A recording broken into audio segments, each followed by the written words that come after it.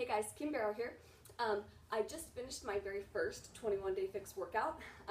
It's day one and it's the cardio fix is what I did, so 30 minutes of cardio intervals. I've always been a really big fan of intervals, especially with cardio because I'm kind of a girl who hates cardio. And so I like knowing that if I push for 60 seconds, I get to take a little bit of a break, and all that. So basically you do 60 seconds and you get a 20-second break. You do 4 rounds, 2 exercises each. She does a phenomenal job at setting up each exercise and showing you the modifications. That was my big first impression of this workout, is that I really think it's one of those that literally anybody can walk in and do. There is a for real modifier who really breaks it down in a way that anybody who's even just starting to work out is going to be able to do. Okay, so there's no need to be afraid of this, and also I think that she does a really good job at breaking down each exercise, setting it up beforehand. With a lot of the other shorter workouts, because they're trying to cram so much into 25 minutes or 30 minutes, they kind of start the clock as they're showing you. But with this, she really sets it up before she starts, and because you push for that full 60 seconds, still getting a really great workout. Had my heart rate monitor on, and my heart rate and calorie burn was right up there with one of my P90X3 workouts. So I know this is going to be an effective workout. Great place for people to start. So I want to break down just 3 of the exercises that I think that my challengers or other people might kind of struggle with setup and form. Basically, the first one is a reverse lunge, and lunges are a phenomenal exercise, but they're also an exercise that I see done incorrectly, and done correctly, super efficient, effective exercise. Done incorrectly, either worthless or dangerous. You can really hurt yourself if you do these incorrectly. So I'm going to kind of take the side here. So actually, your feet are going to start hip distance, and you're stepping back. It's a reverse lunge, so it is a dynamic move. You're moving, okay? So you're going to step back and drop down. So notice that my feet stayed at hip width through the entire exercise, okay? So I'm not going onto this tightrope. I'm staying on that railroad track, okay? So from the side, it's going to look like this.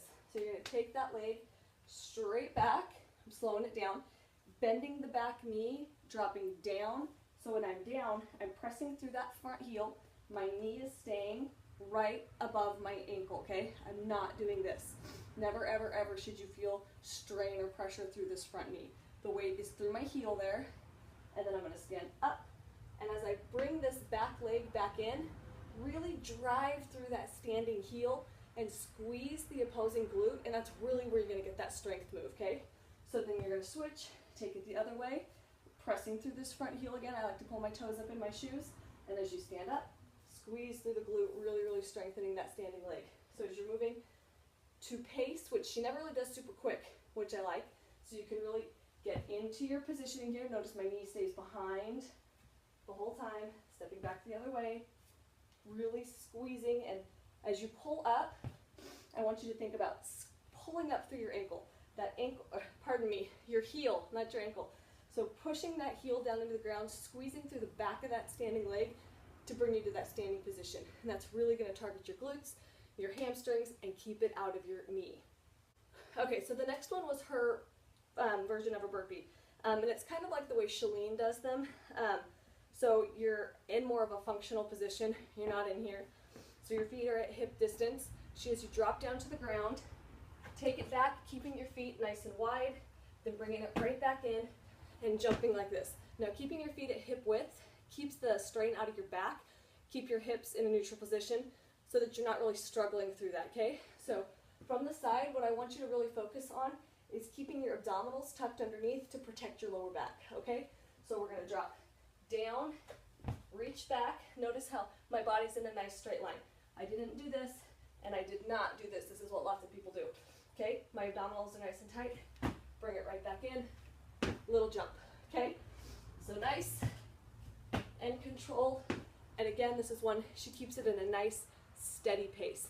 It might feel slow even to some of you who are used to quicker workouts. And so she does, in the second round, show you how to pick that, give you a higher modification to kind of pick it up a little bit. So it's not about speed, it's about precision. It's about making sure your body's in the right form, okay? Okay, so I wanted to really quick break down the modification for the burpee too, for those of you who really don't feel ready to be jumping out with your feet and stuff. That being said, I want you to at least attempt it once, okay? Unless you have some injury that tells you you can't do it, don't sell yourself short and at least attempt it. Each time you do this workout, at least attempt the full exercise once. And if your body cannot do it, meaning cannot, not it's hard, but it cannot do it, then obviously take the option. Okay, so she has her take her hands down to the ground, and then she's reaching out, and then I think she even uses her hands on her legs to help her get back up. So you can, step down just like so, and then using that hand to stand you back up. But again, please at least attempt the full exercise, at least one repetition each time you do this workout, and you'll be surprised each week how much easier it gets and how much stronger you're getting. So the last one that I thought might be a little tricky for setup for people was called a lateral squat. And so she basically takes you down into a squat position, and she's straight on, so you can see her like this. Again, she cues, awesome, weight back in the heels, tummy tucked in, knees, behind your toes, and you just take little steps, staying as low as you can through the whole thing, really targeting the hips there. Okay, now my concern with this is that instead of sitting back in your squat, see how my knees stay right there, right above my ankles there, that people are gonna do this, okay? No. Hips back, looking for that seat with your booty, okay? And as we step, the weight is way back in the heels, okay? So we're pressing really far back into those heels so that you're gonna feel it all the way through the back of your leg, never through the balls of your feet. You shouldn't feel it through the front of your legs, okay? So when she says to get lower and you decide you want more and you want lower, do not do this. It shouldn't be a forward motion. It's a backward motion, okay? So your weight's gonna go back, and she keeps it nice and slow again so that you can really keep that really great form. Okay, so all in all, really impressed with this workout. I'm excited to see the rest of them throughout the week. Comment below if you have any questions about this program, and I'll be posting a video about how we use the food containers for day one to make sure that we're getting that 21-day fix meal plan in. Okay, talk to you soon.